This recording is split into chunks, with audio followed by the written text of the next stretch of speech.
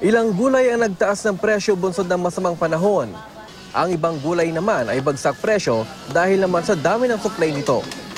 Sa Balintawak Market, ang mga gulay galing ng Baguio, ang repolyo mula 120 pesos kada kilo, ngayon 80 pesos na lang. Ang beans mula 60 pesos kada kilo, ngayon 40 pesos kada kilo na lang. Ang patatas 30 pesos kada kilo. Ang bell peppers 180 pesos kada kilo. Ang carrots 75 pesos kada kilo. Ang lettuce mula 350 pesos kada kilo, ngayon nasa 280 pesos na. Ang Chinese pechay 90 pesos kada kilo mula 120 pesos. Ang broccoli mula 70 pesos kada kilo, ngayon 50 pesos na lang. Ang radish 35 pesos kada kilo mula 60 pesos. Ang sayote mula 12 pesos kada kilo, ngayon nasa 65 pesos na.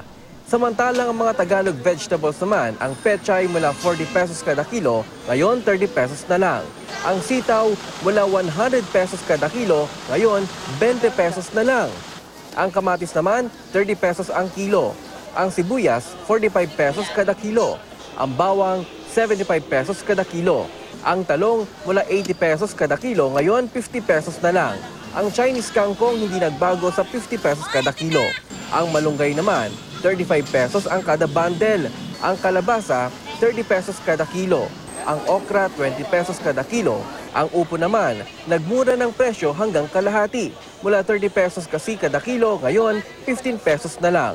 Ang talbos ng kamote, 20 pesos ang kilo. Ang dahon ng sibuyas, 20 pesos ang kilo. Ang kinchay, 200 pesos ang kilo. Ang spinach, 50 pesos ang kilo. Ang saluyot naman, 35 pesos ang kilo.